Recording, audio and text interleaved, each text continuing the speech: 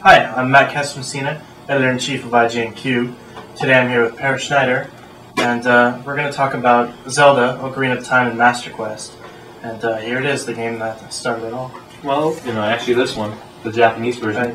which had 64DD hooks. That meant if you had a 64DD add-on disk drive, you were supposed to get this disc.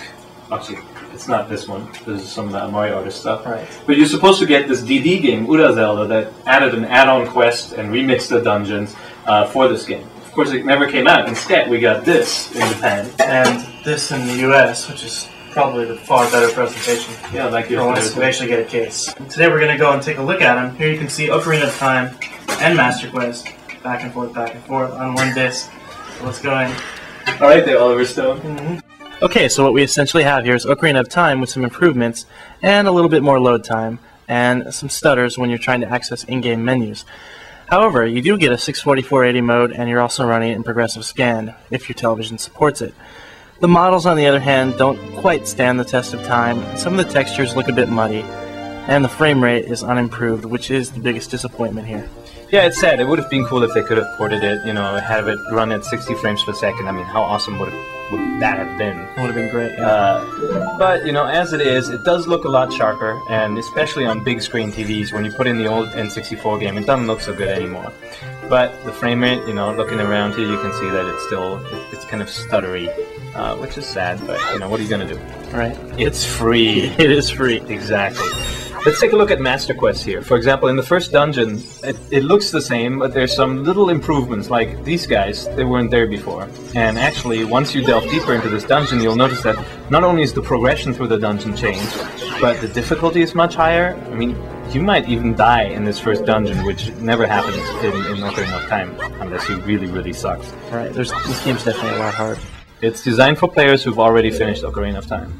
And it really plays with your expectations. Like here in the fire temple, you step forward, you want to run up the steps, and oops, there's a wall of fire, and you have to figure out a different way to get through, which in this case wasn't too tough to figure out.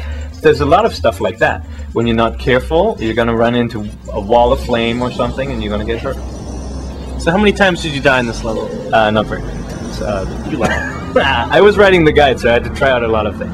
You get lost because you know how to get through there. You think you know how to get through the rooms, but you don't. For example, this flame wall here, you have to use your hook shot to get through and actually latch onto a torch, which is not really something that you had to do a lot in Ocarina of Time. And the same here in the old water temple, this room, you can actually only get through if you have the Scarecrow song, and you get the Scarecrow to appear.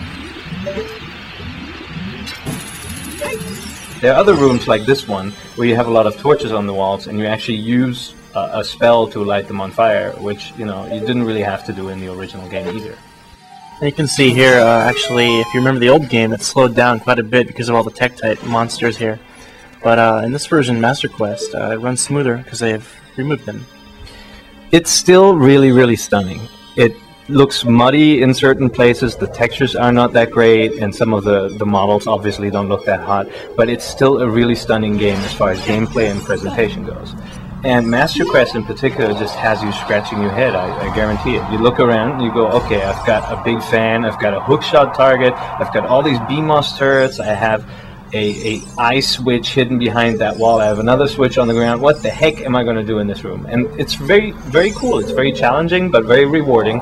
And sometimes knowing how to get through a room doesn't mean that you're going to make it, because you actually have to execute on that too. It's just a really cool gameplay dynamic for those who've already played it. As far as controls go, the N64 controller definitely was better for this game. It's a little awkward to use the C-stick for some of the items, and the first-person aiming is a little bit off on the looser GameCube stick. On the upside, though, the game just plays like a dream still. I wish sometimes that I still had the C-stick camera that I have in Wind Waker. But you know what, you can live without it, and look at the boss battles. I mean, there's so many cool things to do in this game, and they're so impressive visually, despite the low textures. It's awesome. It's such a good game. So what's the rating? I would actually give this a 9.0 as far as the rest of the GameCube lineup stands. I don't see what's wrong with it. Definitely worth every penny. It is definitely worth every penny.